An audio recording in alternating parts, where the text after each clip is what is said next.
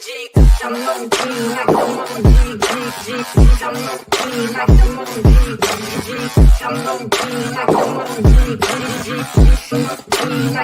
will not sit up in the nosebleeds. I will not stop until they know me. I want you all to listen closely before I motherfucking proceed. Yeah, when you're grinding on the road, and they're complacent with their own needs. Don't ever stop, just keep on going. You keep on working, keep on growing. Yeah. I've never felt so alive. Keep working until. What is going on, everybody? It is your boy Dylan back at it again with another live podcast coming straight to you for, of course, we are on the road to Revolution, 3 days away from Sting's final match. It's unbelievable. I cannot believe the Icon will hang up the leather jacket and makeup and call it a day. Hopefully we see him at least once or twice throughout the year at some point or another. But we have to, of course, do the predictions on a sad occasion. But, of course, let us get right into it. We have some amazing guests and a brand new face to the Last Week of Wrestling podcast channel right here. So I cannot wait to introduce him as well. But let's get right into it. My guy, he is a fan of fans. He is a needle mover over at Kicking It with Lito. And, of course, the leader of the Liv Morgan Club. It is none other than Mr. Morgan himself. Leo, how are you, buddy? What's going on? I'm feeling good. I've been really looking forward to AEW Revolution this Sunday. It's kind of sad that since Sting is gonna go. I mean, what better way to go out than having him go as a champion? I feel like that would be a great way for him to go. But I'm excited nonetheless. Absolutely, I'm very excited for that one as well. It is one half, and sometimes I would say the better half, of No Bones About Wrestling. It is K Fabulous. How are you? Very excited to see you very soon. We will be there. I will be there Saturday with y'all and Sunday and Monday to be hanging out and watching wrestling and, of course, watching Revolution with you. How are you?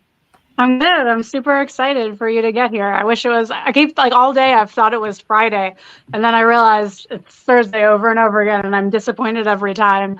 Because I feel like Saturday can't get here fast enough. Yes, I want it to be Saturday. I need it to be Friday so that way I can get on that plane and head over to North Carolina ASAP. I've been dying. Of course, it is Mr. Hart himself. Hopefully one day Julia will let him wear that TBS belt around the house. My guy, Wolf Harris. How are you, buddy? I'm all right. Kind of a last-minute decision for me to show up here, but hey, we here. Yeah, we're here. We're doing it. It's a big occasion. I'm very happy to have you, of course, and always with me each and every day that we're doing something over here. So it's always nice to see you. Hopefully one day we see you with that belt, like I said. So yep. One of these days we'll have to have Julia on the pod. Stop hogging Tony Khan for yourself, okay? That'd be much appreciated. Thank you. And, of course, the guy that has made the brand new Last Week in Wrestling logo and, of course, so much more, Mr. 200 over in the UK and the United States, my guy, ABJ. My guy, I'm so happy to have you on. This is a big honor. Thank you for coming on, man. Getting the quick vibe of the room and hearing whose people's favorites are and what they're into. I think there's going to be some clashing going on. Yes. I think healthy debate's fun for pro wrestling. We're your turn. Yeah, done. Liv's gone. He's done. He's out. But not just Liv Morgan. I respect for his career. I respect everything he's done, even though he has never had an original idea his entire wrestling career. Goodbye, Sting. We're ready to move forward. Take Darby with you for a couple months, and I can do without the Icon for quite some time.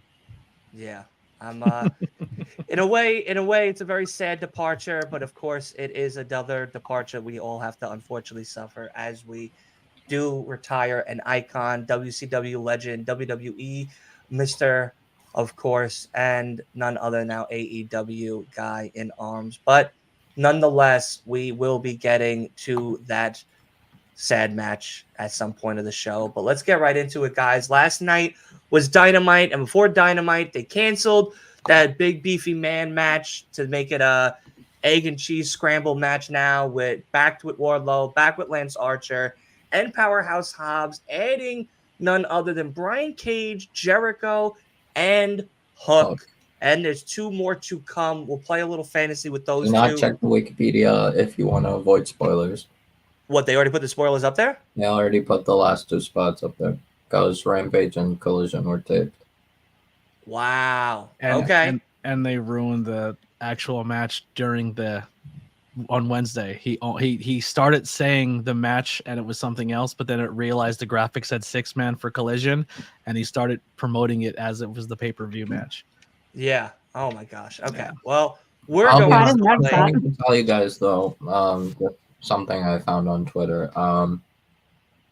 During the press release thing, press conference, whatever, leading up to Revolution, Tony Khan said, what's it called? Miro and Keith Lee were meant to be on the Meat Madness match. Yeah, I read that.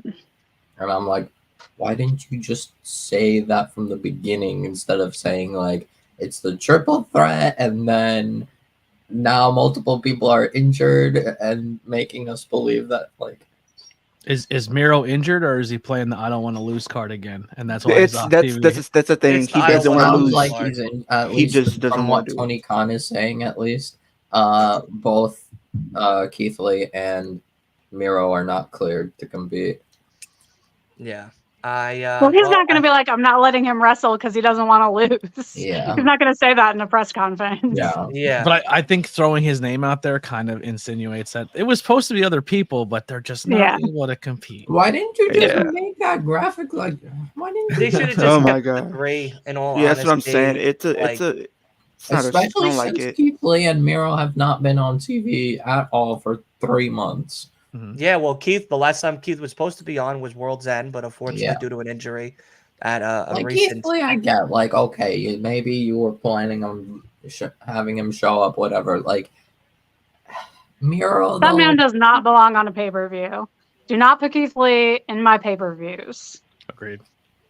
and I'm will then, say this. taking him off TV given altogether. the match type, whatever. Like given the gimmick match, I was like, okay, whatever. But like, still say that. Don't book a triple threat and then intend on putting people later who have not shown up for 3 months and then say, oh, multiple people who are in this match are injured and then show us all 3 men in the replacement match. Like, it makes me think Tony Khan is trying to act like we're stupid and He does. like I think he just tries to be more forthcoming. Like I think he wants to be completely as transparent as possible without giving too much away. And I think sometimes Yeah. it rubs people the wrong way because it's not always a smart decision. Yeah. I mean, again, I think they should have just kept it as the 3. It would have been. I like way the to- addition of Brian Cage, though. I'm a big Brian Cage Yeah, fan. Mhm. Brian Cage would have been cool. to I make it a like fatal the 4-way. idea, but I really thought we were gonna have Hulk versus Brian Cage in 0 Hour. For like the FCW title, yeah. Yeah. Because they have been building that feud. Because it was like a little bit of a build up, like it was minor, but perfect for 0 Hour. Yeah. So Have they announced any 0-hour matches? I No. don't think there's any 0 Hour. And that's a Okay. good thing. I don't want any 0-hour matches. Just get to the show. yeah, we don't Seems need like the show to Revolution go on is the for 2 place where days. there's no I have a 0 flight Hour, Monday because I night. don't I'm think not there trying was to a stay. 0 Hour last year, too. Or there was like one match in 0 Yeah. Hour Revolution last year. I have to be home Monday night. I don't want to be staying till Tuesday to watch Revolution. I'll be honest. As much I as want as much love- wrestling as they are willing to give me. I will take it all. Yeah, but I need everybody to be awake for those 2 days. And like I know after a certain point, we're all going to fall asleep. So it's just like maybe skip 0 Hour this time, or at least put the scramble match as 0 Hour to give us something to start off the show and then get into the main card. Because the main card alone looks really good. It's a solid card. There's some great tag teams and singles matches and stuff. But like this scramble match here, which I know we're going to start selecting our choices of winners here soon. But yeah, I don't want, 27 matches and 3-day long fucking Revolution conventions and all this wild stuff Should have just for one made it pay-per-view. based off the Revolution ladder match, make it for the AEW World Title shot instead of the TNT title shot. I don't know why it's just they're going through this whole mess. Like, Yeah. Yeah. Well, sure. let's get everybody's choices here quick as we go on for the show.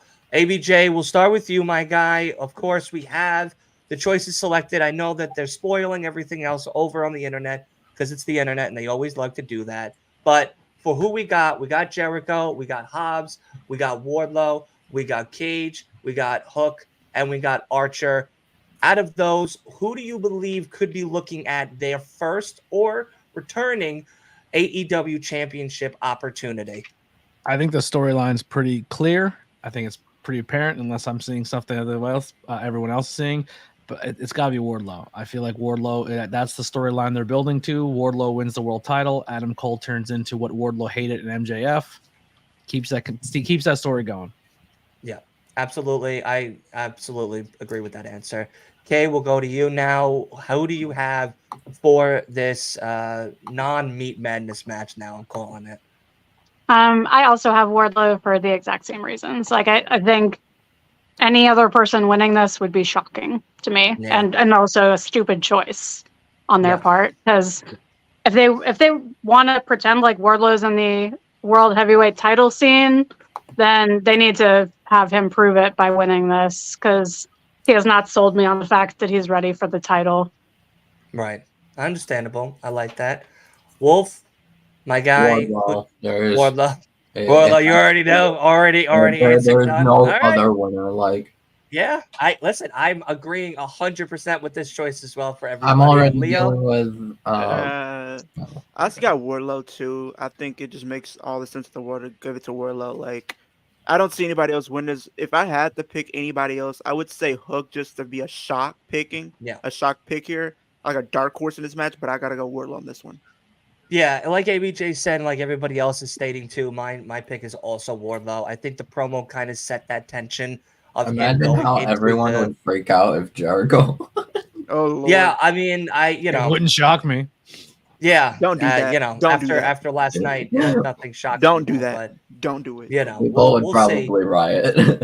Yeah, but we'll see. We'll see what happens. But Wardlow's promo last week, of course, setting him up for an actual opportunity down the road makes the most sense. And of course, him stating that he believes that he's better than all of the ones that have held the belt. Of course, MJF, CM Punk, and Samoa Joe were all listed. He said he's choked them out, he's beat them up, knocked them out, etc. He belongs in this AEW World Heavyweight scene. And I think that now giving him this opportunity is perfect. But I'll say this, I think Powerhouse Hobbs is taking the pin here, to be very frank. I don't think Lance is going to be taking it because we haven't seen much of Lance. And if he's really here to take a pin, that's kind of sad because Lance is good for what he has brought to the table. Hook, I don't think is taking the pin. Cage has been being built very well. Jericho might be that underdog that gets thrown into the winner's circle, but I believe that Hobbs is the one taking the pin here. I think one of your mystery people. Yeah, or maybe one or two of those mystery people as well. But I don't see the reason why Wardlow isn't coming off as the one to get this opportunity here. All right, let's go on to another match. Something about this match I'd like to add real fast too. Yeah, absolutely. I love AEW. It's my preferred brand. But the booking to me seems like, okay, we clearly have a very undersized roster and we have a lot of really big guys. So how could we make it believable that these big guys can't go for the title for quite some time? Let's put them all together in one match and have one big guy be the clear big guy. So we don't have that fan backlash where it's like you have Lance Archer who's getting squashed every week. This guy's you have all these huge giants in your company and none of them have ever been going for the world championship. And then if you stick them all in one match and then Wardlow squashes them all or beats them all or comes out looking strong and big, you kind of evade that look of your roster for a little bit. Yeah, I mean, you evade that conversation. Archer, I wouldn't say he's getting like squashed every week. I think it's more so he's just not showing up. Yeah, because they make him do just enough to look big, but not too big that the fans are clamoring for them for a world title shot. Yeah, they just have him in Ring of Honor doing stuff with the Righteous. Not even. Point. No, I'm pretty sure he's doing more New Japan stuff then. Very nice guy though. I'm a fan. Yeah, I hear he's a nice guy as well. But let's get to another match that, of course, is having a lot of conversation and has been built to something that could be a feud that lasts a lot longer than just Revolution. It is none other than FTR versus BCC's own Jon Moxley and Claudio Castagnoli. Leo, we will start with you, buddy. Who do we see coming out on this one? We've seen both sides pick up a victory. We've seen both sides go at each other, try to get that edge over another, of course, attacking them from behind, so on and so forth. Do you believe that it's the FTR night because we're in North Carolina, their home state, or is the BCC going to do every dirty play in the book to get that victory? I feel like one of those things that AEW has taught us: you can never bet against a Blackpool complex, specifically Moxley.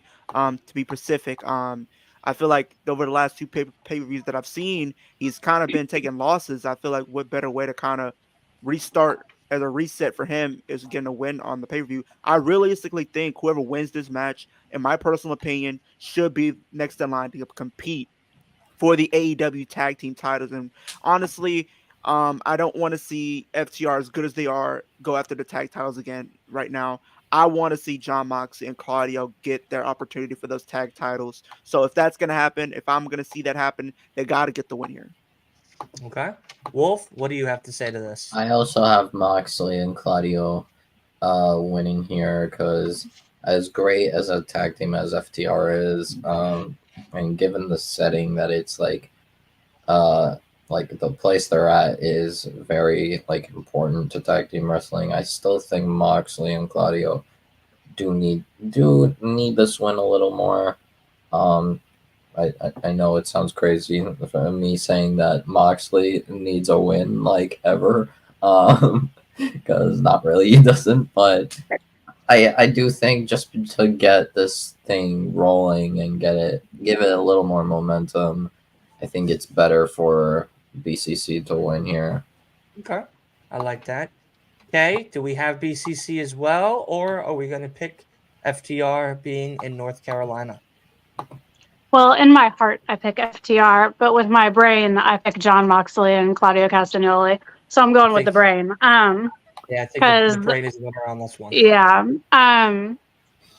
Almost with the exception of his match against Eddie at the last pay-per-view, like Moxley doesn't lose. And so every time I've picked against him, I've been wrong. So I'm just gonna hedge my bets and I'm gonna go with Jon Moxley on this one. We're gonna flip it around this time. This is the only one where Asa and I picked differently too. So like our belt is on the line based solely on this match. So we'll see. We'll see what happens. I like how the stakes are high even on No Bones About Wrestling, just like they're high on Revolution. That's awesome. ABJ, my guy, do we have a clean sweep for the BCC, or are you going crazy and going, hey, it's FTR's night? Going crazy. We're talking about top guy time in hometown country here. That's what I'm saying. Not only do they win, but I'll tell you why they win.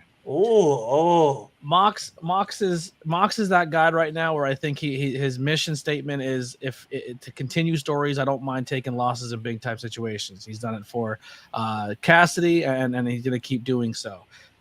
Here's why the FTR is going to win, because there's going to be new tag team champions possibly later on, and if the new tag team champions are going to play this heel scumbag and nobody wants us to see on TV, they're going to be even worse if they become new tag team champions.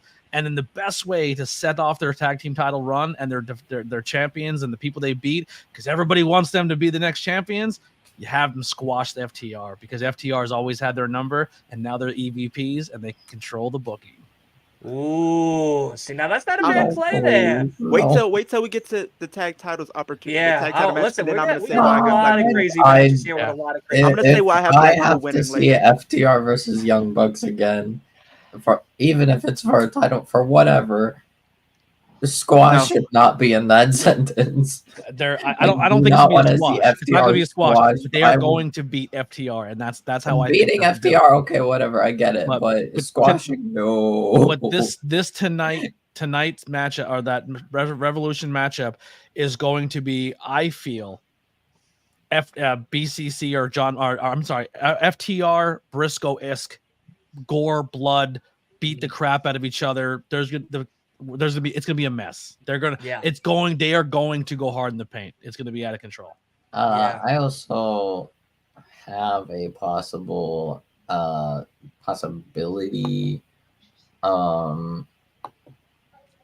Actually, no. Thinking about it, I think later on I have some. Okay. Wait till we That's get to good. the tag titles. Yeah. Wait till we get to the Listen, tag listen, titles. we No, got I a meant lot for of this matches here, segment. guys. I have something. Because We got a I'm gonna lot give of you guys- matches and a Yeah, lot of ways things are gonna go. So I'm very happy we're doing this together because I see already the debating has begun. yeah. 'Cause And I I'm gonna love give it. you guys And my I love reasons. it. And I love it. All right. Let's get to one of the title matches here. And it is the father hater of the year, the uncle hater of the year. Do not talk about your dead daddy around this guy.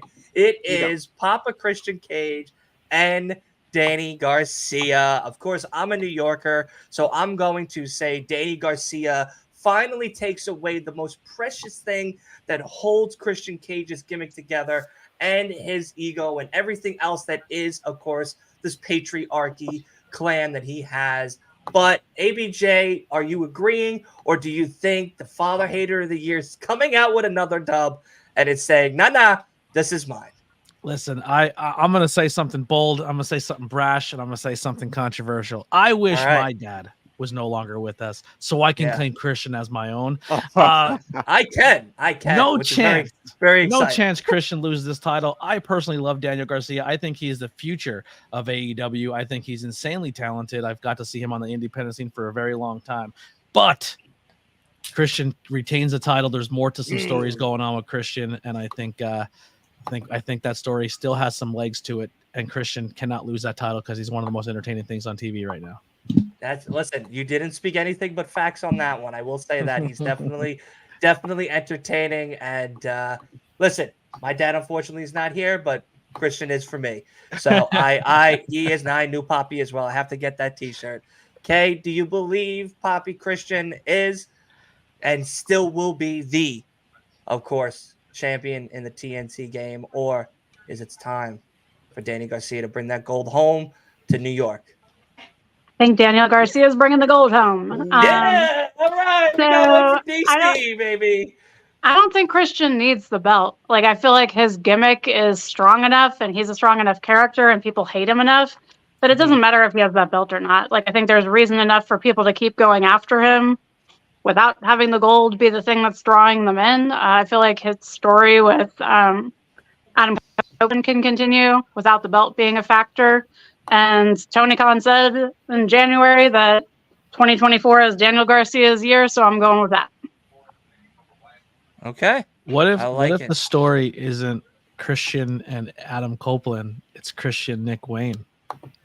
Ooh. That'd go. It's probably See, I Christian can see and that go Luchasaurus. because I feel like the way Nick Wayne and this whole Christian and Nick Wayne thing has been going, it could be him just saying, listen, as much as, your mommy needs a new Poppy in her life, working at Denny's and everything else in between, maybe with the fact that you aren't living up to my expectations, now it is time for you to prove to me that it's worth you being a part of this. But maybe Nick Wayne is trying to get one over on Christian with everything that he has brought to the table. I mean, it's possible. I like that. I like that turn of events. I like the turning of the tables. And it could be a double or nothing.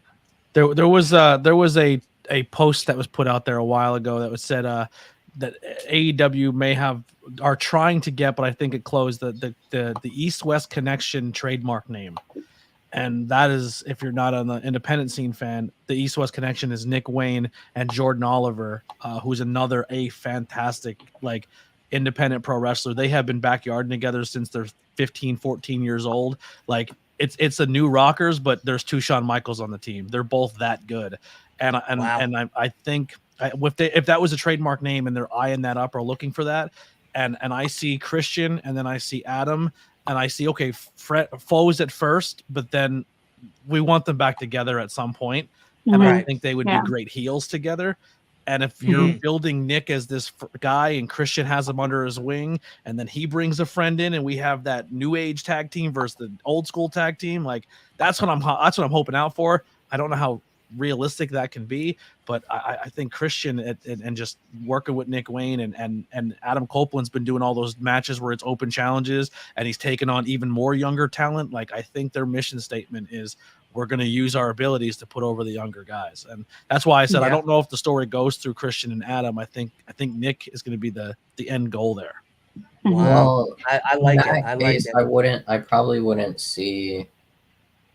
I don't know if I could see Adam Copeland as a heel. I feel like it would just kind of be a repeat of how Judgment Day formed, and Nick Wayne ultimately turns on Christian, maybe Luchasaurus too, and Nick Wayne and the other guy are the heels, and So when I say You heel, think Christian's going face? yeah, when I say heel, He I don't could, think but Judgment Day I don't heel. know. I think like old school, you get your 10-second pose, they're goofball heel type. Like, oh, okay. I don't think they go like Maybe, serious. yeah, maybe Yeah. goofball heel. Nice But, photography. yeah, maybe like arrogant goofball heel, but not like serious dastardly heel. Because I think them doing that semi-serious but more comedy tag team eventually down the road. I think they mesh well with the Gun Club. I think they mesh well with the Acclaimed, and it's just more of that fun, lighthearted tag team, but they still can go out there and put together some good matches. And that's where I think your Edge and Christian can fit in really well if they were to team again. They can do like more of that. that sticky stuff. I like it. Well, Wolf, I'm going to ask you the same thing. Is Papa Christian coming out on top here, or is it finally time for DG to bring home some gold in NYC, baby? I'm torn because I would be happy if Daniel Garcia won, even if Copeland came in and costed Christian a title, but I don't know if I see it. I think Christian is the best TNT champion that AEW has had. I think I'm not. I know Daniel Garcia will do well this year, but I don't know if I see him beating Christian right now. I feel like he'll probably get his moment elsewhere. I do think they'll probably try jumping Garcia, and then Copeland comes back and goes for Christian. I think ultimately, like regardless of who wins, I do think like at All In at Wembley we're gonna see Copeland versus Christian again. Okay. Yeah. So right now I have Christian, but I will perfectly be okay with Garcia winning. Well, you know, the moment you put your answer here, it's solidified until the pay-per-view. I think Never go most back likely now Christian. after you've stated what you wanted as the I'm just saying, I'll be happy if Garcia wins, but I don't see it. Yeah, I know. I would be happy too. I'll be marking out. Of course, it's a New Yorker, so I gotta stay strong with the New York pride. But my guy Leo, do we see the possibility of a title change, or is Christian going to Denny's to celebrate as the reigning TNT champion? Actually, I got Daniel Garcia winning. Hey, there it Daniel is. There it Garcia, is. I feel like he's Yeah, definitely look been at it, look impressive. at it. I think what better way to solidify him as being the future of AEW by having him beat someone like on the level of a Christian Cage. That's going to definitely do wonders for him. Beating a big name like that, especially in the form that he's in, is only going to propel him even further. I do think it's his time. Why not do it? He's a New Yorker. Yeah. Give him the title. Yeah, absolutely, 100%. I love it. I see DG as well coming out on top. And of course, all you amazing people here in the chat, make sure you leave your choices for all the matches as we go through them as well. I keep seeing a whole bunch of you listing yours, and it's a great sight to see. But let's continue on as we get to another title match. And yes, it is for the International Championship match. None other than reigning and defending OC versus Undisputed Kingdom's own Roderick Mustache Strong. Man, I think this match is gonna be great. I think a lot of people are gonna sleep on this match. But I got Roderick Strong, the aka the male version of Karen, winning this match here. If you guys don't know, I always compare him to literally David Arquette. They just literally look alike to me. This is literally David I Arquette's love long it. lost brother right here. But I got Roderick Strong picking up the win. I think that whole prophecy that they're doing with him and the Kingdom and everything like that, they're gonna definitely try to add some more gold to their group. So why not? I think at Orange Cassidy, he's done great with the title, but I think it's time with the work that he's put in. And all honesty, I think it's time for him to be elevated up to that world title scene. Okay. Listen, I see also a lot of Roderick Strong in the chat as well. Wolf, we're gonna go to you. Do you believe it's Roddy's time to shine and they finally continue that whole collection? Honestly, like Roderick Strong is one of the most amazing in-ring workers I've seen. He's and given his history, it's only right that he has a title. He like the fact that he's known to be like one of the greatest ROH champions, like of his time, like rivaling that of Adam Cole. Like he is that guy. He is. I think it is time for OC to move on from the international title and honestly move on to the world title scene, because yeah, Orange Cassidy did so well for that with that belt, but now I think Roddy needs to have that title. We got 2 for, of course, Roddy. Kay, are you adding another mark on Roddy's book, or is it OC retaining? I'm adding another mark on Roddy's side. There you go. Yeah, I just feel like they've kind of dropped the ball with the Undisputed Kingdom since the Devil reveal. Like I was really into the Devil story prior to World's End, and I just feel like they've lost a lot of steam with them since then. Especially that like debacle of doing the same promo 2 weeks in a row with like changing literally nothing. And so I feel like Roddy needs this belt in order to justify the Undisputed Kingdom being a thing. Plus, like the other guy said, I think Cassidy is ready to move on, and I think they need a face at that world heavyweight level. So Cassidy's a good choice. Alrighty. ABJ, we're rounding it out to you. Do we think it's Roddy or it is OC's night? Now listen, you've seen some of the people I've interviewed. These are people that were trained by Orange Cassidy. I'm from Northeast Pennsylvania. He's a Jersey guy, but he trained in Chikara. He was a PA guy. So there's only one clear winner for this, and it's Roddy. It's Roddy. Roddy wins it. Roddy. I love the Kingdom. I as human beings, I love everybody in that stable. They are. If you put some of the best human beings in one group and made them all bad guys, it would be the Kingdom. I still want one more member. If I can get one more member, it'd be great. Who would that be? We talked about one of the greatest ROH talents of all time, and it's one of the other greatest members of the Undisputed Era. We need Kyle back. Bring Kyle in. Look at Wolf. He's geeking out. He loves Kyle. I have him joining Blackpool. I think that'd be something different. I think Kyle O'Reilly, as much as I would like to see him in the Kingdom, but what better fit would he be if he were somehow to join Blackpool? Because I feel like he has that mutual respect with him and Moxley going back to the match they had a couple years ago, right before his injury. I really think that'll be a crazy way to bring him back and then align himself, because he can be that mid-card guy while you have Moxley and Claudio going after the tag titles. You have Wheeler Yuta as the Ring of Honor pure champion. And then we'll get to Bryan Danielson earlier. If he wins that championship, we'll have to see. But imagine him coming back and being like that bigger part of the faction, in my personal opinion. I think that'd be a great way to bring him back. Yeah, I don't care how they bring him back. You can put him in a clown suit. I just want him. Oh, Lord, I just want him back on TV. And honestly, if you put him in a clown suit, he'd probably kill it because he's so entertaining as a well-rounded professional wrestler. But yeah, I have the Undisputed Kingdom getting their first piece of gold, and then adding to that momentum of them going forward. Okay, I like technically second piece since they second piece, yeah. Oh yeah, second piece. Sorry, ROH. Carrie. Yeah. I'm sorry, buddy. It's okay, Gary. We still love you. Yeah.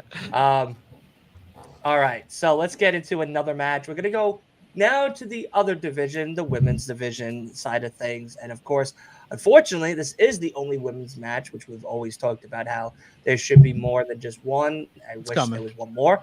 I hope so. I hope we get one Coming. more. It needs to be at least two.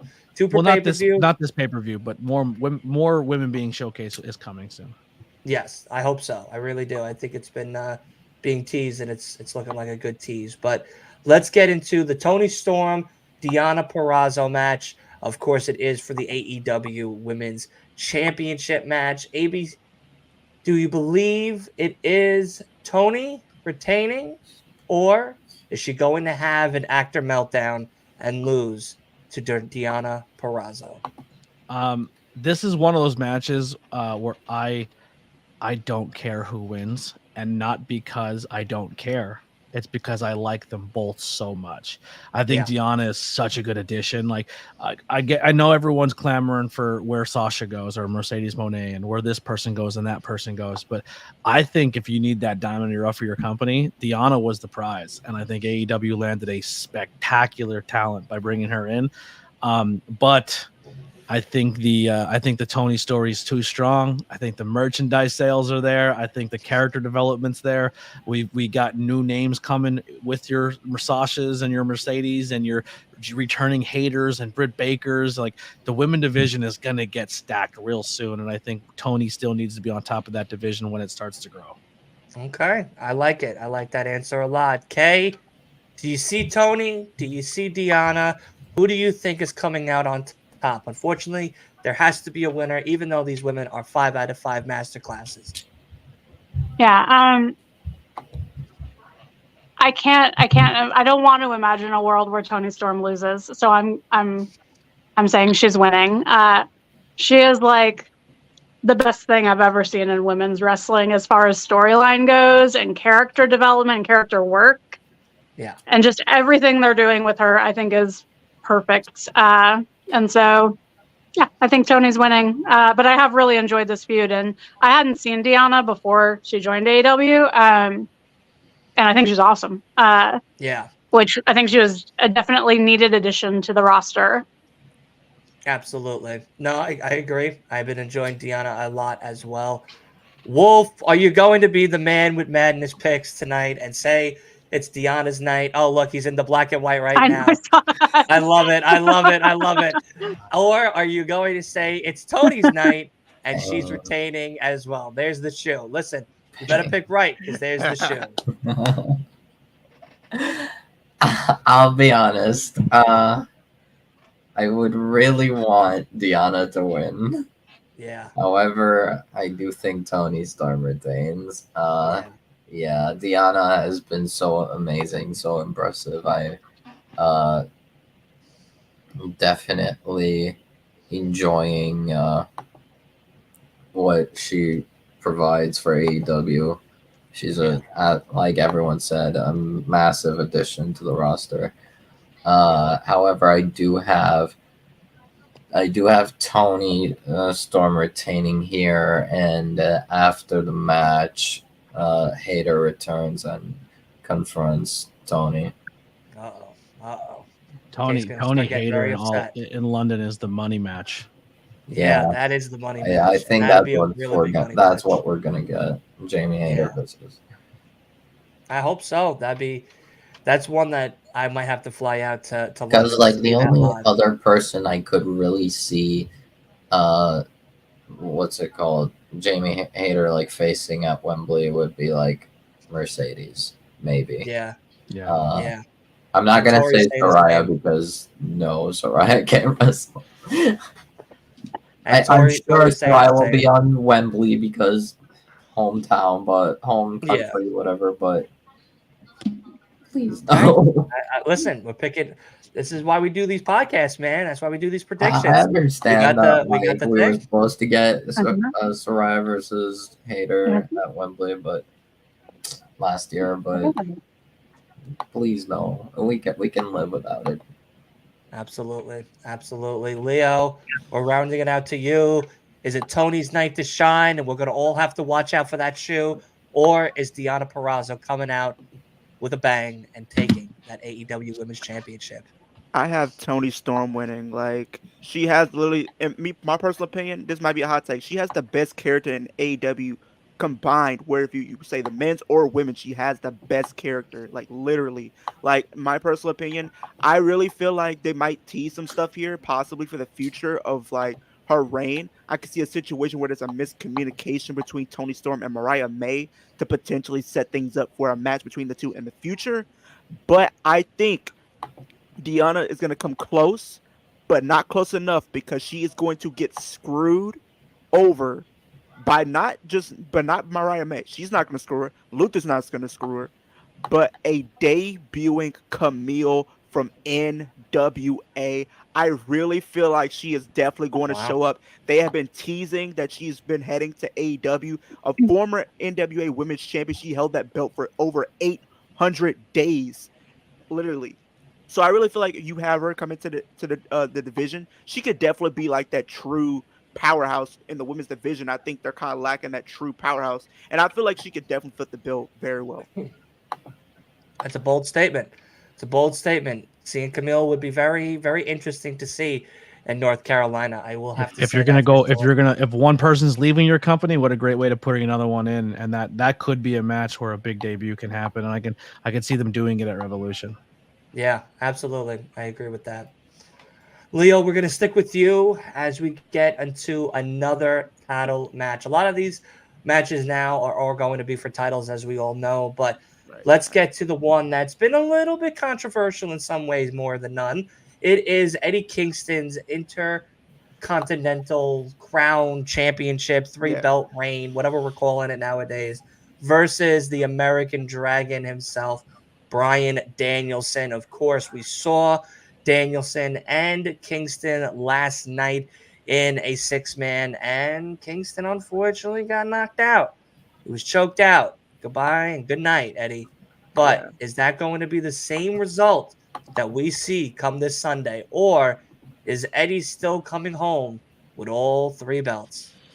Man, this one's definitely been a toss-up for me. I feel like, after last night, of course you would say Eddie. It goes against the the go-home math and everything like that as far as Bryan Danielson's chances. But I really feel like Bryan Danielson might pick up the W here. The reason I would say that is because, my personal opinion, Eddie Kingston, as for what he's done, he's definitely been doing a good job, but I don't think he's really been too much watchable for me as far as having to hold all three belts. It's kind of diminishing the other, honestly, because it's like since he's holding that title, he hasn't really been doing much with the Ring of Honor. He's really hasn't been showing up on New Japan all too much, and I really feel like Bryan Danielson is somebody I really feel like, with him kind of no longer being a full-time competitor for too much longer, I really think it's just a great way to get him one final title run and before he calls it a career, in my personal opinion. And I feel like when you think of the title, Bryan Danielson is somebody I can really feel like you can put the title on. He can carry that championship. He can make people care about that title, and more important to that title, I feel like he's going to add legitimacy and power back to the time, put prestige on that title. I really feel like he is that go-to guy that I think that can definitely carry that title. Nothing against Eddie Kingston. I feel like there's still more times for him to do. I feel like this is a situation where the chase is always his story, but not really him being the champion. I feel like there's really hasn't been too much out of him as champion as much as I wanted to. Most of his defense has been good, but mostly just open challenges. I mean, his best match that I feel like he had was against Brian Keith. That's probably my favorite match that he's had defending that title. I really feel like Bryan Danielson does pick up the win, but then after, to make that title even more legitimate, here he goes. You hear the coin drops. Okada comes to AEW. Wow, that's how that's the match you have setting the future for that title going into All In this year. That match for the Continental Championship, Bryan Danielson, Okada, book it. I think that's the match that they should go with. Wow. We're really pressing on in this fantasy booking tonight. I tell you that. We got a lot of returns, a lot of debuts. My gosh. Wolf, is it Eddie's night to retain and come back to New York as Triple Crown champ, or is it the American Dragon coming out on top of this one. I do love Danielson so much. He's definitely in my eyes like one of the greatest wrestlers of all time. Like he's definitely like that amazing, and I would love to see him with a title. However, I think Eddie needs this win over Danielson more. I think Eddie retains here. I don't know how. I don't actually care how. I think Eddie just needs that win just for the sake of what they've been doing. I think Eddie needs to prove that he can beat Danielson and he is not just a bum as Danielson calls him. He's our bum. He's New York's bum. Don't worry. I do think I am going to give a little bit of agreement for Leo. But however, I do think Okada does show up after this match. However, I don't think he confronts Danielson because I think that's done. I would say Okada becomes Eddie's next opponent for that championship. I think probably at Double or Nothing or even Wembley. Eddie We also forgot Forbidden Door too before Wembley as well. Oh, Forbidden Door, yeah. Yeah. And there might be an April pay-per-view in Dynasty or whatever. Is that really a Forbidden Door match? Because now he's signed with the company, though. Yeah. Okada might be like full time with It's AEW, true. so it's not really. So I would say probably like in that April pay-per-view Dynasty or whatever it's called, or Double or Nothing, I could see Eddie Kingston versus Kazuchika Okada. Okay. Because I think Tony Khan also said they want to have Okada on board like in AEW by March 6th Dynamite, so that's why I think he's showing up at Revolution. I got you. Yeah, so I do have Eddie winning, Okada debuts and go and tries getting a title match against Eddie. So we'll get Eddie versus Okada. Okay. Are we on the Eddie train or are we on the train for a new champion? And that is Bryan Danielson. I just really hope that Wolf is wrong more than anything because I don't want to see Okada versus Eddie Kingston. I like Eddie Kingston. I do not understand why they put 3 belts on that man. And I am hoping to God that he does not keep those belts. He already had 2 of the belts in the first place, so I don't understand why you have a whole tournament just to give him a 3rd belt and let him keep the 2 that he already had. But I feel like the idea of him beating Danielson is ridiculous in my eyes. And so I have Danielson winning, and I don't know if I'm going to be right, but I just am really hoping that I'm right. I think that Danielson deserves the title in his time in AEW, and he hasn't had one yet. And I think giving him 3 at one time is a great way to honor that. I think that he can do kind of like a world tour last year of full-time wrestling thing where he takes the belts and competes in Japan and in Ring of Honor and maybe even down to CMLL and compete with the belts there. I feel like those championships should have been Danielson's in the first place. So I'm hoping they go to their rightful owner. We're gonna have a lot of tension if you keep rooting against all these New York I know.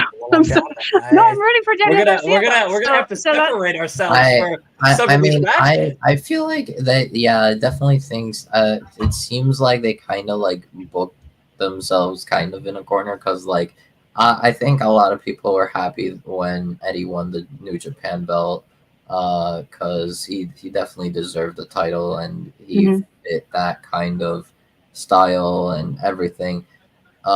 Winning the ROH belt, I think it was good at the time because he beat Claudio for it, and I am happy that he beat Claudio for it.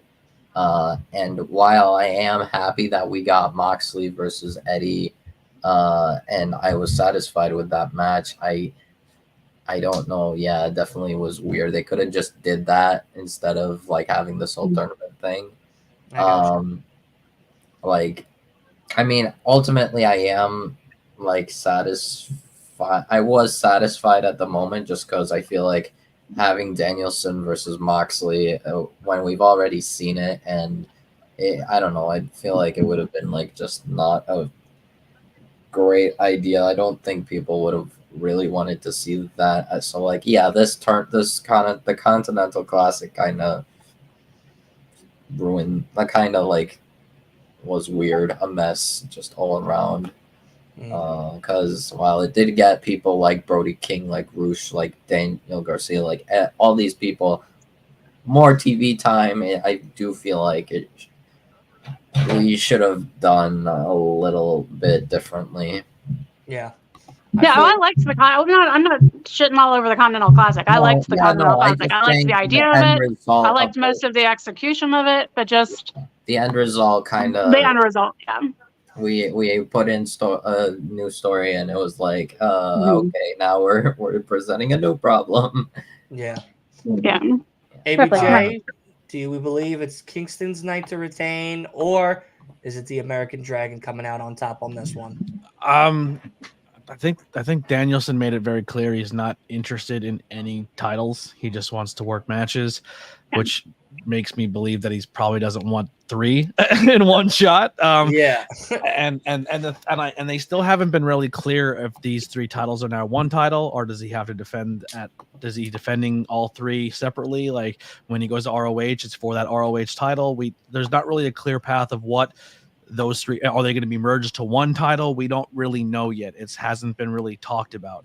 But usually, if they're not going to merge them into one, you don't put a huge superstar to win the 3. You kind of put a guy you're giving him a nod for his career, because eventually he's got to lose all 3. So he has to go take 3 losses at some point down the road, and all of them are for title shots. I don't think Danielson's that guy to go eat 3 losses, even though I don't really think his wins losses matters to him at all. I hope he wins, because I want him to go to Japan and finally, like, that was the whole reason him living the E's. Like, everyone's like, we need him in Japan to go wrestle that, because that's been his dream. But no, unfortunately, I think Eddie Kingston retains here, and I think he keeps his titles, because I think it's going to get to a point where Eddie Kingston's done all he's done. He's ended his feud with Claudio. He's ended his feud with Moxley. Now he ends with a big win in a solidified matter as a champion over Daniel Bryanson and Danielson, and then he goes on to then eventually drop these 3 titles and do what he's got to do. I like it. I like it a lot. All right. Well, from one interesting match to one of the more well talked about matches. Wait, who do you have? You didn't say who you have. Oh yeah. Oh, no. Yeah, Dylan. Eddie, of course, New York. Okay. I feel like that's the most obvious answer for I don't want to make assumptions. I like to know for sure. Of course. Listen, Eddie's that New York. Eddie's that guy that if you're an Eddie fan, you understand why you like Eddie, and everything about Eddie is like, he won. I don't care. It's Eddie. I understand when people see Eddie from an outside perspective, why he's not their cup of tea, because his look isn't like a pro wrestler. He doesn't act like a pro wrestler. But also, Eddie's one of those people behind the curtains that is universally loved. And everyone who's backstage is kind of like, give this dude his flowers. Like, even him coming to AEW was like, we need to give this dude his flowers. He's been a absolute joy of a human on the scene. Everyone's a fan of him. Everyone has everything positive to say. So this is like kind of them sending Eddie off with letting him finish all his stories, I guess you would say. Something Cody unfortunately hasn't had the opportunity to do just yet, but we'll see. Nonetheless, like I was saying before, we have the big one. At least in my opinion, this one by far is a 5 out of 5, whatever way we go. But I hope there's one person in particular it goes for, and then we're talking about the Will Ospreay and Konosuke Takeshita match. ABJ, who do you got coming out on top as the possible new leader and face of the Don Callis family? He loses his debut in the company. That's what I'm talking about. Crazy. That's what I'm talking about. Wild. Exactly. And I and it's for one reason and one reason only. He can eat the loss.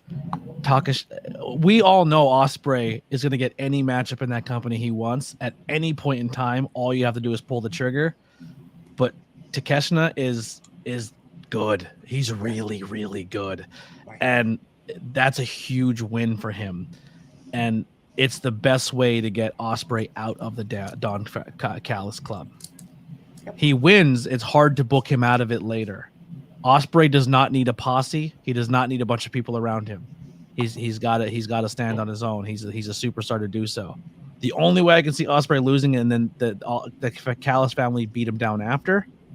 But I don't think he loses clean. I think he has help, but I think Takeshita is getting the win here tonight. I tell you now, this is why I like you, ABJ, because we both think alike on this one. And everything you said is exactly why I say the same thing. Ospreay can afford the loss.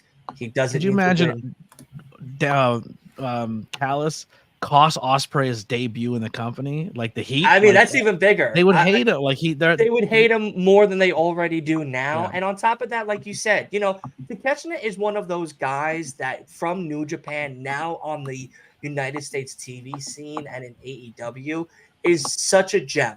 He's just a real gem in the ring, out of the ring, the charisma, the character, the whole 9 yards. And the fact that we've only seen him in such select matches and not ever from those really good selected matches have a good push to a TNT title, an international title, a AEW championship title is beyond me. I mean, truly beyond me. Like, they are missing out on money to make them an absolute star. So the fact that Konosuke needs this win more than anybody, and it's just only going to propel him for that next thing. And this is also a good feud. This is a good feud we could see run back at Double or Nothing and finished off at something like a Forbidden Door or anywhere, and even at the close to an all-in setting. This is also a great way to get Ospreay out of the Callis family into that singles division solo dolo, pushing him to that swerve match that we're all hoping for, to have those two main event at All In, where Konosuke could cost Ospreay that match again and have another one added All Out, where this thing becomes bigger than what it is, and it's just a perfect way to dispute and display Konosuke, and I hope it happens. Oh God, I hope it happens. I also can't wait Ospreay's to do not the TikTok leaving London about it. without a title. I'll tell you that Yeah, right now. I hope. Yeah, he better not. He better not. Like that. That would be a wild statement. I was at Wembley. I was in attendance, and there's two people that I said last year when we were in that stadium. I looked at my buddy, and he's in the chat right now, Raz, and I said Ospreay swerve in this house and this building next year. Like I said it then, because it was insane how he came across the pond and just said those words, whose house, and Wembley exploded. And I knew he was over, but I didn't know it was like that. Like for Wembley to Swerve's house, and they were all about it until later on that night when Ospreay came out, and it was like God walked in that arena. Yeah, it was absolutely. unbelievable. Yeah, and that's what we're doing it for. That is what we're doing it for. Kay, hopefully all of this banter and fun has finally convinced you this is the way it's supposed to be. But who do you believe is coming out on top here? Is it Ospreay still in your heart, or have you seen the light and now know it's Takeshita's night? I don't know. Yeah, I know. It's such a good, and that's what. So this is like I write my stuff down, and this is like the one that I've scribbled out and rewritten and scribbled out and rewritten. And I finally picked Will Ospreay when we did our No Bones About Wrestling preview show. But then last night during Dynamite, I convinced myself that it was going to be Takeshita, and now I'm just so torn. I think I'm going Takeshita because I think Will Ospreay needs to be out of the Don Callis family, and this is the easiest way to get him out. And I think he needs to be a face because they don't have enough faces in the world title scene. And so I think this is an easy way to do that. I just want to say I hope that I contributed to that change of the tide, because I tried my hardest last night to convince you of the real reason Takeshita needs this win more than you made some compelling arguments. Although you said that Ospreay should stay a heel, and I disagree with that. But I do think it makes sense for Takeshita to win. what I mean by that, I just want to briefly just say this quick, and then we're gonna move over to Wolf. But I just want to say, like Osprey, people love him.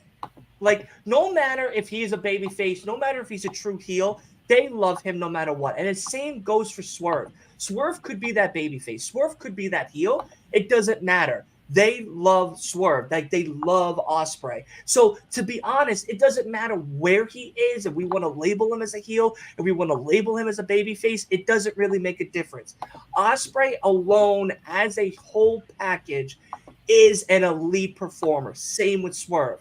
We have somebody here that doesn't need that label or title of heel or babyface to still get amazing moments that I know he's going to be bringing to AEW. Mhm. So we could leave it as wherever, but at the same time, if Takeshita wins, and I'm praying to God that he does, if we push that Osprey narrative of, hey, he's a babyface now, cool, but that's not why I'm feeding into the Osprey Swerve Takeshita whole rivalry that's going to be happening. It's more or less like I'm such an Osprey fan, I'm such a Swerve fan, and I'm such a Takeshita fan that it doesn't matter how the cookie crumbles at the end of the day, as long as the right person on the right moments happen. Honestly, that's how it is for me. But I see ABJ wants to say something. Real quick, who, if you had to say, because I think in terms of traditional babyface, I don't like who is the big babyface of AEW, because everyone has an edge. Like it's essentially AEW is the Attitude Era. Even your baby faces are edgy and they do heelish things at times. Like there's not a real clear, like the last clear cut baby face AEW had was Cody. Like Cody was your god, like your baby face god. No chance he's going evil. Doesn't play, like plays it straight down by the rules. He's not swerving. You know what I mean? Like I can't really pick a clear cut giant baby face. I would probably say like the biggest one is Cassidy, maybe like right now. That's but Cassidy still does like, but yeah, he's still like things. Yeah, he's still going like crazy. So like, I don't know, like, it's maybe, hard. I mean, they're not singles wrestlers, but I would say the Acclaimed are pretty solidly in the babyface category. Yeah, but they still do like the like their gimmick is still very not like golden babyface. They're like, you know what I mean? Like, it's the only thing I can think of on the women's side is Willow. Willow's like the only pure. That's a pure babyface, and pure she soul. Absolute gem of a woman. Wolf, have you seen the light and you know it's right? It's Takeshita all the way, or is Osprey coming out there to do his thing? This is hard. I understand why everyone like the arguments for Takeshita winning, and I honestly agree with it. I totally accept it. So I won't be mad if it happens. However, I can't imagine myself seeing Osprey losing. I can. I see it every day. I'm sorry. He, in my eyes, Osprey is the best wrestler in the world right now. I can't see it. Unless like Fletcher comes back and then they all jump Osprey and like during the match I am probably going to say something that will probably make y'all just wait till I make the TikTok for what I said about Takeshita and Osprey on TikTok. They're gonna hate me for it. Internet's gonna burn when I make that video. Here's what I think might happen. Y'all are probably gonna hate me for this, and Dylan especially. Osprey wins by disqualification. Wow.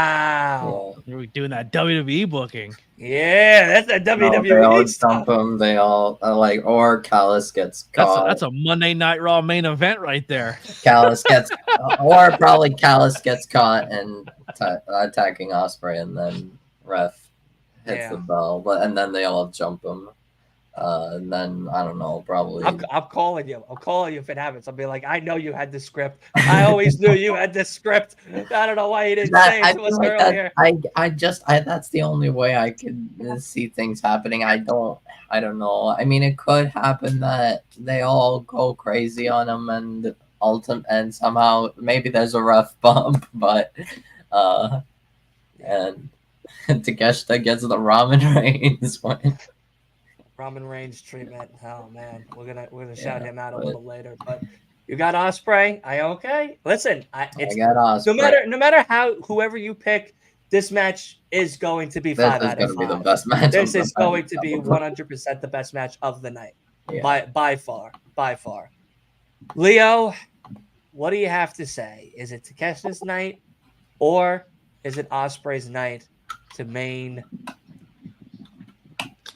I have to catch the winning. I really Yeah. do. I have to catch the winning. I feel like, Will Ospreay, his whole thing is he needs to leave the Don Callis family. In my personal opinion, it's like they said, you guys said earlier, if he wins, then it's like you kind of booked yourself into a corner. Now you got to figure out how to get him out of it. I really feel like if he loses here, this will build sympathy for him, potentially being a babyface, like you said. I really do think, like you said last night, I think if Takeshita loses here, it's like, what do you do with him now that he lost? I feel like keeping him strong, because think about it. He's beaten Kenny Omega. He's beaten Chris Jericho by submission, mind you. Kenny twice.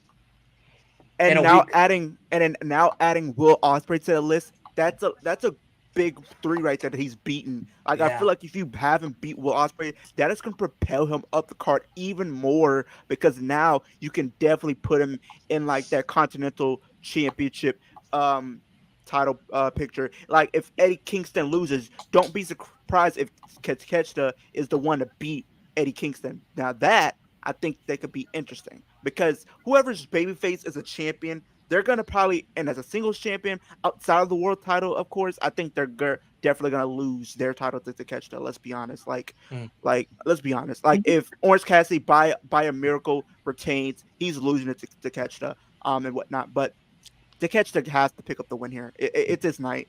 It's his time to continue his ascension up the mountain in AEW. I do have Absolutely. something I wanted to Oh say God, about. here it comes. WWE booking part no, 2. no, Hold no. on. I think because This is Friday Night SmackDown now. everyone was saying that for Wembley, possibly Osprey and Swerve. I don't know if I see that. I do see one possibility, especially if there would be a title involved. I do see one possibility, and that would be involving if Danielson beats Eddie at Revolution. I think it would be Osprey versus Danielson for that title at Wembley. If Danielson wins at Revolution, I think they're pretty set that it's going to be Danielson, Nigel McGuinness at Austin. I mean, I don't know. Because it was supposed to be last year and it just didn't happen. Yeah. I don't. Yeah, We'll see. When was the think it's last time he wrestled? a long Ages time. ago. He's Yeah. cleared. He's cleared and ready to go. They're just waiting. And Isn't he's he been- like rusty? Yeah, well, I mean- they said he's been training. They said he's been moving Okay. and shaking things out, and he's always been like talking crap on Danielson on commentary all the time. He's always He calls him a throwing clam jabs. digger. That's like he says it Yeah. like 9 times every time Yeah. Danielson's out there. Yeah, Very strange. Wembley's going to be like Mariah May, or not Mariah. Yeah, Mariah May is going to have a big night that night. You know, Saraya will probably have a moment, but not probably win a match. It'll be like a moment type deal. Hater, like they're stacking the card right now to be very pro UK friendly. Yeah. Hopefully I'm excited. Pac will be back by then. Yeah. Hopefully, I'm yeah, we hoping need to see Pac Pac will be back. back by then. Hopefully. I need Pac in my life again. But we got 2 more matches to go in the prediction spot. I hope everybody's enjoying themselves. I hope, of course, the chat is enjoying themselves here, because I know we here, or at least myself, has been hell of a time right now. We've been having a great time here doing these predictions. But let's get to one that has a lot of things on the line here, and it is that triple threat match between Hangman Adam Page, Samoa Joe, and Swerve When I Drive Strickland. And some people would say Hangman's mustache is that 4th pillar. So maybe he makes a big debut as well. But nonetheless, Leo, do you see Swerve getting the big win, Hangman upsetting the crowd and taking home the belt, or is the absolute killer Shark, King Shark, I should say, from Suicide Squad, making another name for himself here in North Carolina as retaining champion? I feel like one thing AEW needs to improve on is in striking when the iron is hot, and the crowd is hot every time Swerve makes his presence felt every single week.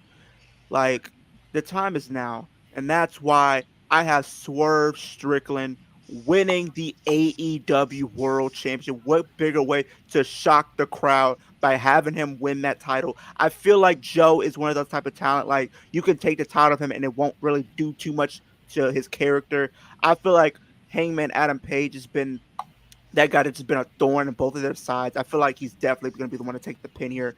And why not have Swerve Strickland have that reign, have that title going into the summer and all the way to All In, where he eventually loses it to Will Ospreay. I think let him have at least like a six-month title reign with that belt and then drop it, because Swerve Strickland deserves it, man. Like, you can't just keep doing that with your talent, like not striking when the iron is hot, because you don't know how things can change in the next upcoming months. So I definitely think it's one of those situations where you got to strike when the iron is hot and give Swerve the title. I like it. I like it. Wolf, do you see King Shark retaining? Do you see Hangman and his mustache becoming victorious? Or is it time to Swerve? Hangman's definitely not winning. We can all agree. Man, no love for Hangman. No love for Adam Page. No Hangman. Hangman's most likely getting the pin here, or the submission. The choke out. Yeah, he's taking the fall here. I would very much love to see Swerve as world champion. I definitely think he deserves it. However, I do think it is too early. I think Joe retains. Okay. I like it. I like it. Okay. Are you saying the same? Is Joe retaining? Yeah. I'm saying Joe's retaining. Hangman's taking the pin. Swerve uses the fact that he didn't get pinned or choked out by Joe to get a rematch at the next pay-per-view, and then Swerve wins it. But I think it's too early for Joe. He's only had one defense against Hook. That is not a great title reign. Joe is too good to have such a lame title reign, so I think he's going to keep it. Yeah, there you go with the Samoa Joe tapestry in the background. ABJ, I'm assuming you're picking Joe as well, or are you going to Swerve us as well? I'm gonna pick Joe off the bat, but I still think we find a way to get Swerve the title at some point before the end of 2024. But I think the story that's more important here is Joe retaining, because I honestly think the Kingdom, the Devil, the MJF, like that's, regardless of how you do it, that's your Roman, that's your Cody, that's your big story of your company. MJF is calculated not being there. Injury, I don't know how much I buy injury. I think he just needed time off. Dude went to the Bahamas or wherever he went. But who's been the one guy that has been Joe has been his thorn in his side for his entire career, for months and months and months? Wardlow could not get over that Samoa Joe train.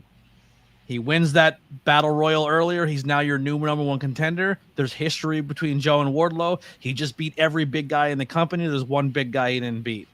That's Samoa Joe.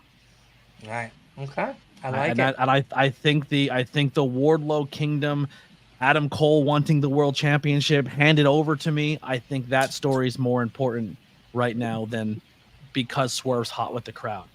When MJF's been hot with the crowd for almost a year and a half before they pulled the trigger and made him the world champion. And when it was his time, it worked. I think Swerve is in the future of the world championship. I think there's no doubt about that at all. I just think there's other stories that are at play that I think are more important right now. But I love Swerve. I think he's insanely talented, and the only reason Hangman's in this is to take the fall. Yeah, I do too. I have Samoa Joe. Wardlow has beaten Joe before, but I think they're now at 1 win. Yeah, I think they're 1-1. But Joe has been a pro. Didn't Joe take the title off him twice though? Did he take he took the TNT title off him, and then what's it called? Darby took it, and then he got That's it back right, from Darby, and That's then right. That's right. Wardlow took it back, and then Hobbs came in and That's what Hobbs was the other factor there. for the 3-day reign. Well, we have come to that unfortunate match, the match that will be putting away an absolute icon, the Stinger, and of course, Darby Allin are our brand new AEW Tag Team Champions, but they are facing the Young Bucks, the Young Fucks, the Chuckleheads, whatever we're calling them nowadays. It's a sad one because, of course, this is Sting's last match. Of course, this means there is a possibility that Sting could be taking the loss here and laying on his back like it's a tradition, of course, when you're doing your last match. But, ABJ, do you see them retaining to then evidently dropping for a tournament down the road? Or are the Young Bucks picking up one of the wildest wins of their entire career? I don't see the hype that everyone else sees here. I don't. I'm not Yeah, like I said. I'm I'm not not a happy huge. I'm not a huge Sting guy. I've never been a huge Sting guy. I respect Sting. I respect everything Sting's done for his career. Sting lost me when he put the crow face paint on. I'm not gonna lie. When everyone else fell in love with Sting at that era is when I lost it for Sting. I was like, he just copied a movie, and then he did the Joker and then in TNA, and I was like, I can't with Sting. I've met Sting. I hung out with Sting. He's not my cup of tea character wise. I don't like the way he's been booked at AEW, where he just goes in there and no sells and then jumps from something really high because he has to be Darby's partner and no sells finishers and eats, and he's been undefeated the whole time. I think he does the right thing here on the way out, and he does go out on his back, and I think he takes his first loss. I think it's dirty as possible because I think the Bucks are trying to get this mega heat. I can't stand the Bucks characters and storylines and everything they're doing right now because it's too on the nose, and I think it's just not for me. Everything about this match I don't care about. There's nothing about it that scratches an itch for me. I'm happy to see Sting go off in the sunset, and finally we can move on from him wrestling matches because it's just I don't need to see him jump off high things anymore and bust his face. I definitely don't see anything in Darby. There's everything about this match. I'm gonna go refill my beers on this one. Okay. All right. Okay. What are we thinking? Who's coming out on top? So I think Sting and Darby are winning. Wow. I think Tony Khan loves Sting so much that he will have talked him into getting a win, and then they're going to relinquish the belts, and we're going to get a tournament. I think Darby is the one who's going to do the pinning. That's what I'm hoping for. Anyway, I like the Young Bucks a lot. I don't care for their new gimmick, just because it's stupid. Like the finding people thing is stupid. You're not doesn't Brian seem Danielson. remotely realistic. Daniel does it way better. But yeah, I just love tag team wrestling so much that I really want a tournament. So I'm hoping it's going to be Sting and Darby. Most of my picks are based off of who I want to win, which is not normally the case, but I feel so like back and forth on so many of these that I just went with who I wanted. Because I felt like the matches could go either way. And yeah, so I think Sting's going to go out undefeated. Okay. Wolf? Well, I have said how I feel about this match, but ABJ gets to hear my hot takes. Get some water, ABJ. This is gonna be a long one. I Believe it. I feel so dirty saying these words. This is the match I'm least excited for on Revolution. Agreed. And the thing is, it's not because of Sting. It's because of the Young Bucks. Right now, I think the Young Bucks have fallen off hard. They are, in my eyes, like the worst real tag team in AEW. Especially with this new gimmick. I haven't watched the Young Bucks before AEW, and I'm confident this is the worst part of their entire careers. To them, I think they're killing it. I just think a lot of the fans are kind of like, I don't like it. Their promos feel like newbie promos, not promos for a veteran tag team of like decade. They're or trying to so. act like Vince. They're doing a Vince angle. It's terrible. Don't do it. Agreed. Yeah, no, I hate their promos. They're like, and it's not like because they're heel or whatever. Like, no, it's just bad. I think the wrestling has also like not been great lately. I don't know. Maybe they'll start going crazy for Darby and Sting, but I don't have high hopes. I'm pretty sure the wrestling styles also clash with Darby and Sting. So I don't know. I don't understand why we got the Young Bucks versus Darby and Sting. That they like planted like some small seeds of like the Righteous possibly feuding with Darby mostly, but like I would have preferred seeing Darby Allin and Sting versus the Righteous. But apparently Sting wanted the Young Bucks, so I'm like, okay, whatever. It's what Sting wants, and Sting gets what he wants for his retirement because he's Sting. There's actually some it doesn't breaking mean I news. have to like the Young Bucks in this match. I think Darby and Sting are probably going to carry.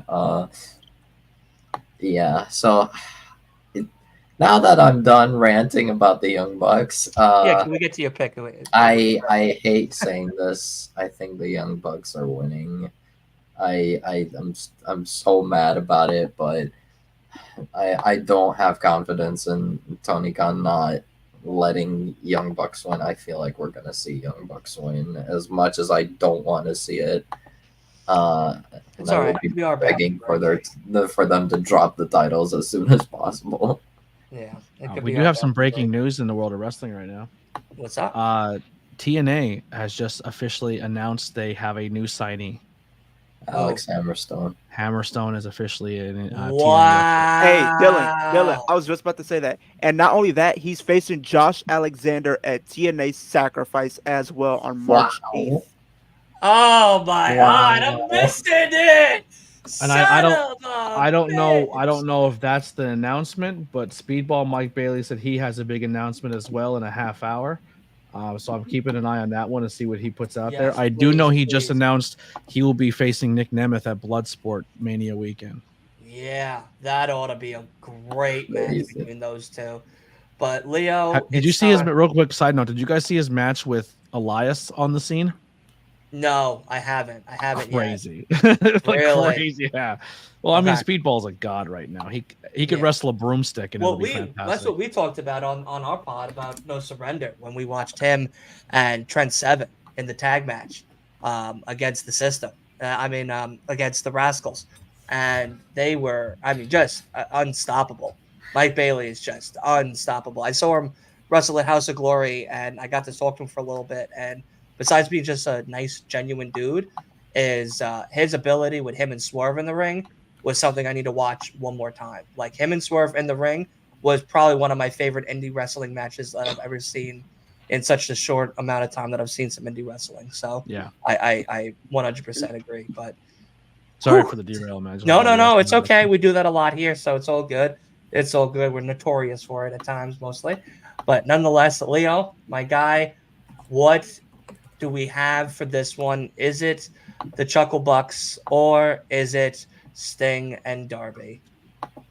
I have the Young Bucks losing to Sting and Darby Allin. I am not picking the Swashbuckaroos winning this match. No, absolutely not. Go home. Stay in the attic. Don't come back out. No, absolutely not. I really feel like this is how I think it should happen. All the teams they have screwed up since they have gone with this character, this forced character. To me, in my personal opinion, I feel like all of them should come out and beat the crap out of Young Bucks, costing them the match. Sting and Darby go out. Sting remains undefeated and retires as a champion, and then you have that tournament. Tony Khan loves doing tournaments, and I feel like that's where we get Moxley and Claudio winning the tag titles. going into the summer and fall of this year. I really feel like that's the route that they're going to be going. Sting and Darby, they got to win this. I do not care for another tag title run from the Young Bucks. They have been all boring to me, all boring. Put me to sleep ASAP. Boring matches. No. And especially if we're getting FTR possibly being back in the mix, absolutely not. No. We don't want to see senior citizens wrestle each don't. other. Come on. Oh my goodness, you guys disrespectful to FTR. So disrespectful. No, I like FTR. Listen, I just don't like Young Bucks. We love We don't causing need to see them. We love causing Top guy time. controversies. Top guy It's top time. guy time. Hey, listen, I'll be in the Discord. You know I'm gonna be in it, and I'll be FaceTime and be like, Well, I'll be live. I'm doing a hangout. oh, live. okay, So all right. if you want to Well, come listen, hang out, the door's open for anybody. I let Yeah, everyone. send I me- mean, you'll be send there me- live. You won't be able to I hang out. think also during the press call or whatever that happened, I think Sting was on there and he was talking about like Darby and like how much he loved being like working with Darby during this last run. I think he also like joked with Tony Khan saying like maybe he'd come back and put on a headset. And Tony Khan was like, well, "Yeah, maybe I'll Jay's not having welcome that. you." I'd I mean, love that. there is a new Crow movie coming out, so he has a new look he can go for. He can tattoo a face on his nipple or something. You know what I mean? There Like, you go. There you Sting, go. Sting can have a new Get him gimmick. in the mix. I'm sure there's a new pop culture icon that Sting can completely rip off and rock with that for the next 20 years. I like Right. Sting, but I like silent Sting, so I really hope they don't put him on commentary. Real He is quick, not good when he talks. did you guys enjoy the go home spot Last night, like on Dynamite? the Yeah, Like when he came out the Yeah. Raptors. yes. I feel like they should have I saved that did. for the pay per You should view. have done that Sunday, not last But night. I understand. I understand why. I don't get the booking of send Darby out by himself to get beat up with two guys with baseball bats for 25 minutes so you can make a grand entrance from the raft like from a team standpoint. Like me and you are friends and Yeah. we're going to go and we're doing mind games for the Bucks. So here's the plan. And then you go out and get beat up for 15 minutes with baseball bats. Yeah. And while you're doing that, I'm gonna go up to the ceiling because it's my cool thing to do. Like it doesn't come off like if you need the Bucks to be at the ramp, Darby goes on the screen and goes, "We're right here. Come fight us right now." And then they go walking up the ramp. Sting's music hits. He drops behind them. Melee ensues. I don't like the overplayed out and then the Flair Yeah. spot. We're not even talking about Flair. He's involved in this match somehow, and that's disgusting as well. Like I don't like it. I don't know. Yeah, it's gonna be Yeah, I be a feel like wild ride. We haven't. No one even Yeah. said a word about Flair, and he's still involved somehow in this match. He's still involved, but it's like I feel Somehow like they or kind another. of it was overdone in my personal opinion. I feel like I get it why because it's like supposedly the last Dynamite, so you kind of wanted to have that big nostalgia act kind of going into pay per view. But I feel like He didn't need it. I'm just saying I'm just like Dylan and everybody else. I feel like they should just save that for the pay per view. That would have been a grand entrance for him. It's where Sting grew as a wrestler. It has such historic value. It had such historic His first world meaning. championship was in this building, right? Exactly. Like there's been so much memories there. Having him do that big grand entrance there at that time for that moment would have mattered 10 times more than him just dropping on a Dynamite and being like, "I'm here." Like Now, do you think there's a phone call? Here's a question I asked my audience, and they said no. I overthought it, but do you think they make a phone call to Owen's wife, like, "Hey, as a heads up, we're thinking about doing the roof spot. We're gonna ensure every safety precaution." Like, do you think they make a phone call? Or they just do it. I don't think they do, but that was my first thought when he started descending from the ceiling. I was like, I can't believe they're doing this. Yeah. Because I think it's after Owen, I think it is a thing in wrestling that does not need to happen. Yeah, Yeah. And the fact that you're doing Owen tournaments and Owen video Yeah. game appearances and Mhm. Owen tournaments and all of this, like I hope a phone call was made. If one wasn't, Yeah. I think that's done in bad taste. And I have a really bad habit of watching the crowd too much, especially when it's getting to that last couple minutes of a TV show, because you're like, something's gonna happen, and the crowd always gives it Yeah. away, and everyone's like this, and I was like, oh, they're doing it. They're bringing him from the ceiling. like there's one or two people who are just like, Yeah. and I was like, oh, okay, I see what they're doing here. Guess he's coming But from yeah. the ceiling. Well- that was one thing I said is like, do you think? I hope a phone call was made out of respect. Yeah. I hope honestly, so too, but I would be surprised I if would they be thought very it through that surprised. well. Yeah. Yeah, I, after Owen, I think that should just not be touched anymore. You Mhm. know, I think at this stage of the game, like, cool, done, we did it, saved, great, cool. Let's not do it again. But yeah, hopefully, at least a phone call, at least a Yeah. heads up, like, hey, listen, we're gonna do something that unfortunately took a legend away.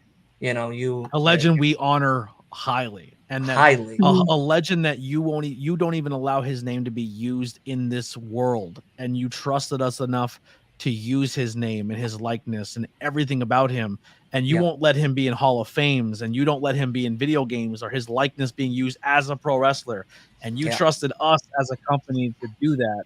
Yep. And we're gonna do the one thing that took his life. Yeah. Yeah, Hopefully, I hope a phone call. Yeah, I hope a phone call was made, at least. But on that note, it does wrap up the show here. I want to thank everybody for coming on. Of course, the newly face of Last Week of Wrestling podcast, ABJ himself, made his Thank big you for grand having me. I had a appearance. blast. Absolutely, man. We had a blast having you, man. I definitely need you back on as well for a podcast or another watch along or something. So we'll try to get that in the works. But of course, we have our big show come this Sunday. Of course, I will not be here. I will be in North Carolina starting tomorrow till Monday and hanging out with, of course, K Fabulous and Asa from No Bones About Wrestling at Revolution. We will have a great, great time eating a whole bunch of Olive Garden and God knows what else. So that'll be very, very exciting, and I cannot wait to be doing that with everybody. But this is that part in the show where we like to have everybody have some time to talk about what's going on their channels, what's going on coming up for them, and so much more. Leo, we're going to start with you, buddy. Anything big happening this weekend? I know there's SmackDown, I know there's Collision, and of course Revolution. But what do you got going on for the channel, man? Talk to the good people. So I will be live streaming on Sunday for Revolution, and I also have another announcement. I am officially on Twitch as well. I created my own Twitch channel earlier All today, right. so I will be streaming on Twitch and YouTube going forward for Raw, AEW, any of the pay-per-views that's happening. So definitely will be on there. And also on Tuesday, I will be dropping my first video for WWE 2K24. That game is coming out on Tuesday if you have the deluxe or 40 Years of WrestleMania edition, which I'm very excited to be bringing you a lot of content for you guys with that game coming out literally under a week away. So Absolutely. I did want to share some things I found out about the game. So just minor things, really. I found out through Twitter. Kingdom is in the jukebox and create an entrance, so you can use Cody Rhodes' theme finally. And also, Stone Cold Steve Austin 2001 has his Disturbed theme in the game, so you can also use that. That's actually really big. That's really cool. We haven't heard that in a long time, so yeah, that's a pretty cool thing. But Kay, what's happening over on No Bones About Wrestling? Well, we aren't doing a Collision watch along because we're hanging out with Dylan and watching House of Glory on Saturday. But look at our Twitter for, I'm sure we're going to post pictures and stuff of us hanging out with Dylan and Revolution and all that good stuff. Every Monday at 6 p.m. we do a live show called AEW Weekly where we cover everything that's happened in AEW the past week news, and we have some other segments about predictions, and I do a fashion segment because I like to judge people's clothing when they're wrestlers. And then every Sunday, except for this Sunday because of Revolution, we do a retro wrestling watch along where we pick a different pay-per-view from the past and do a watch along for it. I love those. Those are very, very fun to be a part of. So I cannot wait to get back into the swing of things. ABJ, tell the good people what's going on with them, where they could find you, and all that good stuff. All things ABJ podcast, or you can just search Anthony Blackwell Jr. on all social media. You'll find me. I'm live all the time. I'm doing watch-alongs for Raw. Right now, I kind of dumbed it down. I'm doing Raw, AEW, and SmackDown, I took NXT off the rotation because Tuesday nights I'm adding new content where it's either a live interview with local independent wrestling talent or independent content creators or independent artists or any scene or genre. I just like people hearing their stories of why they chase their dreams and how they go about doing it. So I am very heavily wrestling inspired, but my interviews are not just only wrestling interviews. It's very heavily wrestling interviews, but yeah. And then we're also adding like a pop culture version where you might see some local people come on and talk about their favorite movie or album or music or anything like that, adding a new layer to it. And then also we do Tornado Tag where we do wrestling topics or history. We just did the history of Sputnik Monroe. He's an old school legend who helped desegregate pro wrestling in the South, which is a really, really cool story. So go check that out.